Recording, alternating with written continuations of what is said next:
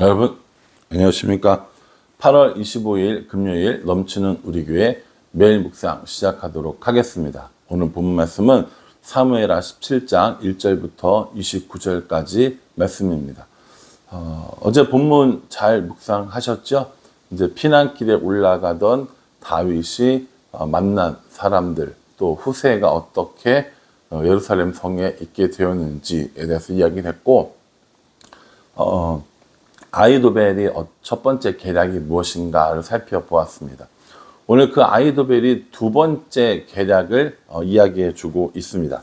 오늘 이 두 번째 계략은 17장 1절에 아히도벨이 또 압살롬에게 이르되 이제 내가 사람 12,000명을 택하게 하소서.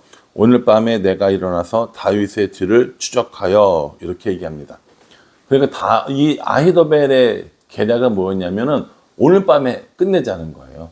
속전속결로 끝내는데 12,000명 데리고 가서 오늘 밤에 추격하면 백성들은 두려워서 다 떠나갈 것이고 다윗만 남게 될 것인데, 우리는 그 다윗만 잡으면 된다는 거죠.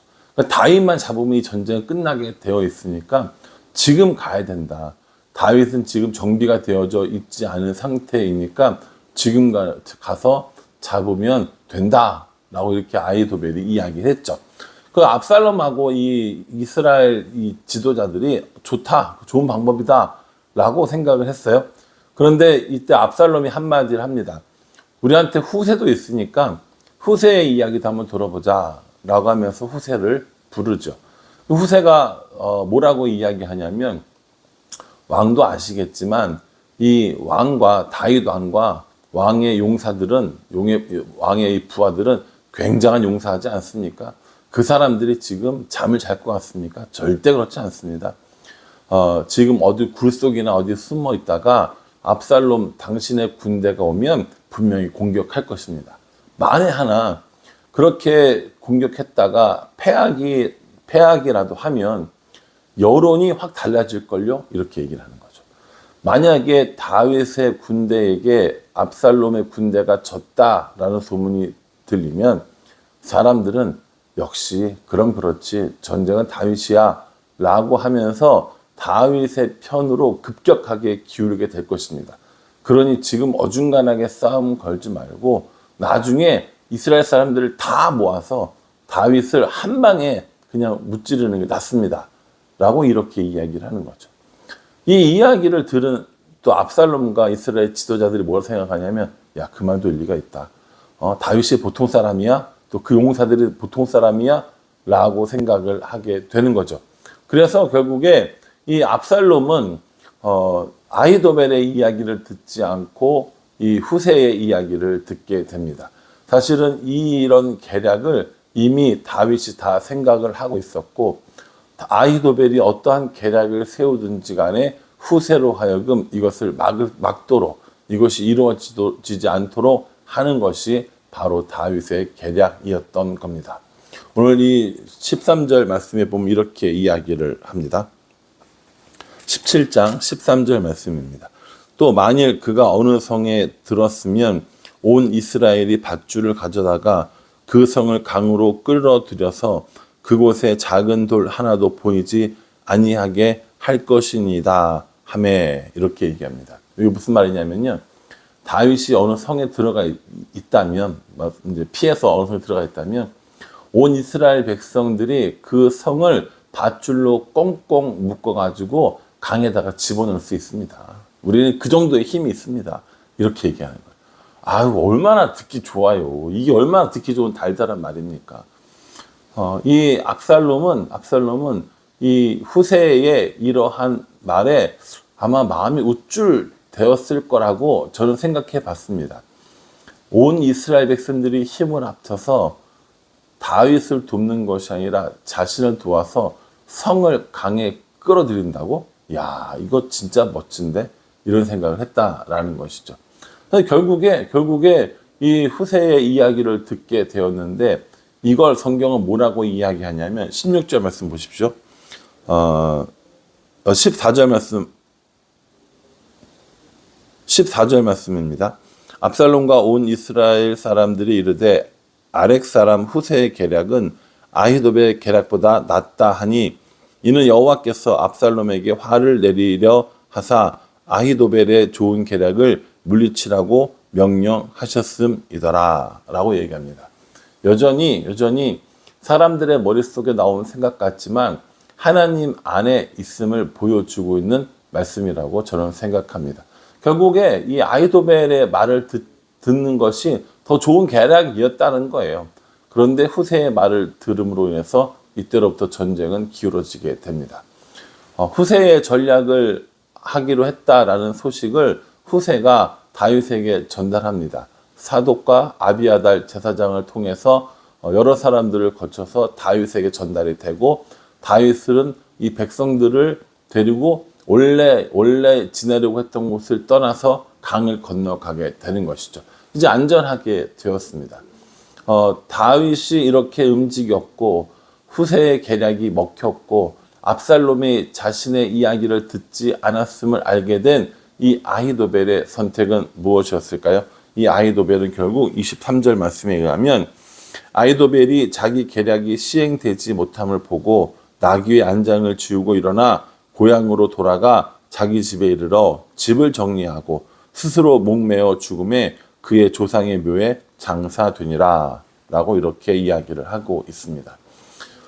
자신의 계략을 듣지 않음으로 인해서 이 반란은 실패했다라는 것을 알게 되는 것이죠. 그리고 이 실패한 이 반란에 대해서 자신이 어떤 책임을 져야 할지도 이미 알고 있었던 겁니다. 그러니 그냥 조용히 고향으로 돌아가서 목숨을 끊는 모습을 보여주고 있습니다. 아히도벨의 계략이 성공했으면 아마 이런 압살롬이 왕이 될 수 있었겠죠. 그러나 자신의 말을 들어주지 않고 또 상황이 이제 끝났다라고 생각한 아히도벨이 고향으로 가서 죽음을 맞는 모습을 우리는 볼 수 있습니다. 이제 전쟁은 일촉즉발의 상황이 되었습니다. 다윗도 나름대로 준비를 했고 또 이 압살롬은 후세의 이야기를 듣고 또 군사들을 모았고 이제 두 진영에서 전쟁할 일만 남았습니다. 그렇게 전쟁을 앞두고 있는 이때에 한 사람이 등장을 합니다. 27절 보면은요, 다윗이 마하나임에 이르렀을 때에 암몬 족속에게 속한 라빠 사람 나하스의 아들 소비와 로데발 사람 암미암의 아들 마길과 로골림 길르앗 사람 바르실레가 이렇게 나오거든요. 되게 복잡하고 어렵죠. 어느 지역에 사는 누구의 아들, 누구의 아들, 누구 이런 식으로 설명해서 그렇습니다. 어쨌든 여러 사람의 이름이 나오는데 여러분들께서는 27절 마지막에 바르실레만 기억해 두시면 될 것 같습니다. 이 바르실레는 나중에 또 역할을 합니다. 그러니까 이 바르실레를 한번 기억해 두시고요. 이 사람들이 와서 다윗에게 무엇을 주냐면 여러 가지 그릇과 먹을 것을 제공해 줍니다. 왜 그랬느냐? 29절에 보면 마지막에 이는 그들 생각에 백성들이 들여서 시장하고 곤하고 목마르겠다 함이더라 이렇게 얘기합니다. 시장하고 곤하고 목마른 다윗과 그 백성들에게 음식물을 제공해 주기 위해서 이 사람들이 찾아왔고 나중에 이 바르실레는 이 사건과 또 연결이 되어서 다른 일들을 하게 됩니다. 그러니 여러분들 바르실레라고 하는 이 사람의 이름을 기억해 두셨으면 좋겠다라고 생각합니다. 아히도벨의 계략은 인간적으로 볼 때는 굉장히 좋은 계략이었습니다. 다윗만 잡으면 끝난다. 그러니까 다윗이 정비하기 전에 지금 가자라고 하는 건 일리가 있고 성공할 만한 계략이었다고 저도 생각이 듭니다. 또 후세의 이런 계략도 틀린 말은 아닙니다. 첫판 싸움에서 지고 여론전에 밀리면 힘들다라고 생각한 것도 맞습니다. 이 둘 중에 하나를 선택해야 할 때 압살롬은 자신의 생각 또 자신의 이런 어떤 마음에 드는 걸로 결정을 했겠죠. 그러나 그것마저도 하나님의 계획 속에 있었음을 우리는 말씀을 통해 볼 수 있습니다. 때로 우리 사람들의 계획을 가지고 이야기합니다. 이 계획이 맞을까 저 계획이 맞을까 라고 고민하면서 이야기합니다. 어떤 계획을 세우더라도 어떤 일들을 진행하더라도 틀리지 않을 수 있습니다. 그건 좋은 계획을 세웠기 때문에 틀리지 않는 것이 아니라 내가 하나님 안에 거할 때 가능한 일입니다. 그러니 우리는 내 생각이, 내 선택이 맞나 틀리나 그것보다 내가 지금 하나님 안에 거하고 있는가 아닌가를 고민해야 할 때가 훨씬 더 많다고 저는 생각합니다. 여러분, 우리가 A라는 계획과 B라는 계획, 또 이 사람의 말, 저 사람의 말, 둘 다 틀린 말은 아니거든요. 이 아히도벨의 계략도 맞는 말이었고, 또 이 후세의 계략도 틀렸다고만 볼 수 없습니다. 그러니 어떤 것들을 결정할 때에 내가 어떤 것들을 무엇을 기준으로 삼는가는 굉장히 중요한 거거든요. 이때 우리에게 필요한 것이 지혜고요. 그 지혜를 주시는 분은 하나님임을 우리는 잘 알고 있습니다. 그러니 사랑하는 성도 여러분, 우리가 어떤 일들을 행하고 어떤 일을 결정할 때에 우리의 지식과 우리의 경험이 아니라 하나님께서 주시는 마음, 하나님께서 주시는 지혜가 필요하다는 겁니다. 오늘부터 중고등부 이제 수련회가 시작이 됩니다. 저녁 때부터 시작이 되는데요. 중고등부 아이들이 공부를 잘한다고 해서 그 아이들이 하나님의 지혜를 가지는 아이들은 아닙니다. 물론 공부를 잘하고 하나님의 지혜를 가진 아이들이 되면 제일 좋겠죠. 근데 만약에 둘 중에 하나를 선택해야 해야 될 상황이 된다면 세상적으로 뛰어나고 지혜로운 것보다 하나님 안에서 지혜로운 것이 훨씬 낫다라는 겁니다.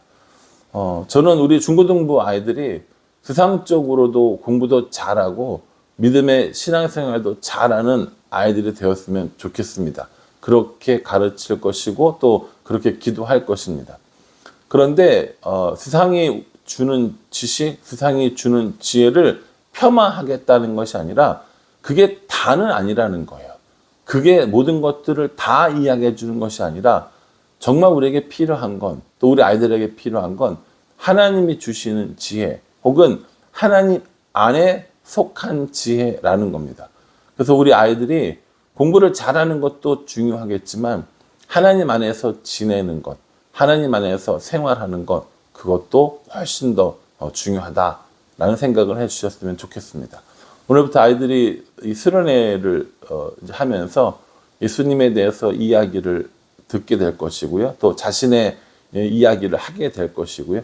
그러한 와중에 하나님을 좀 만나고 하나님을 경험하는 그런 일들이 있었으면 좋겠다라는 생각을 합니다. 여러 가지 재밌는 프로그램도 있죠. 물놀이도 할 것이고 맛있는 것도 먹고 이렇게 할 겁니다. 그러나 물놀이와 맛있는 것으로 아이들의 영혼이 자라나지 않습니다. 물놀이와 재밌는 게임을 통해서 영혼이 변화되지는 않습니다. 그 아이들이 교회에 오는 것이 즐겁고 교회는 재밌는 곳이구나 라고 생각하게 되는 것은 맞습니다. 그러나 정말 아이들을 변화시킬 수 있는 건 말씀이고 또 그 말씀으로 변화된 아이들이 하나님의 지혜로 살아가는 것, 그것이 우리가 아이들을 위해서 기도해야 될 제목이 아닌가라고 생각합니다. 중고등부 수련을 위해서 많이 기도해 주시고요. 또 우리 아이들이 하나님의 지혜로 사는 아이들이 되었으면 좋겠다는 생각을 하고요. 아이들뿐만 아니라 우리들도 마찬가지입니다. 사람이 가지는 경험, 지식이 아니라 하나님 안에 거하는 지식, 하나님이 주시는 지혜, 그걸 가지고 살아가면 얼마나 좋겠나 하는 생각을 합니다. 담임 목사로 세워주셔서 은혜 가운데 교회를 이렇게 돌보고 있지만 참 많이 부족합니다. 저에게도 하나님이 주시는 지혜, 또 하나님 안에서의 지혜가 너무나도 많이 필요하다는 생각을 참 많이 해봅니다. 그러니 저도 그렇고 여러분들도 그렇고 중고등부 아이들도 그렇고 단순히 사람들이 가지는 지식과 지혜가 아니라 하나님이 주시는 지식, 하나님 안에 있는 지혜를 가지고 살아가면서 날마다 승리하는 삶을 살 수가 있기를 주님의 이름으로 축복합니다. 기도하겠습니다. 하나님, 아히도벨의 계획이 무너지는 것을 보게 됩니다. 사람의 계획으로는 좋은 계획이었지만 하나님 안에 있는 계획은 아니었나 봅니다. 호세의 계획도 일리 있었고 좋은 계획이었고, 호세의 계획은 다윗과 함께 하신 하나님께서 말씀해 주신 계획이었습니다. 우리도 인간의 지식, 계획, 경험에 따라 살아가지 않도록 해주시고, 하나님 안에 또 하나님의 속한 지혜와 삶을 살아갈 수 있도록 인도하여 주시옵소서. 예수님의 이름으로 기도합니다. 아멘. 여러분, 오늘 말씀을 통해서 하나님의 지혜, 하나님 안에 있는 지혜를 살아가실 수 있게 바라고요. 중고등부 수련을 위해서 많이 기도해 주시기를 부탁을 드리겠습니다. 감사합니다.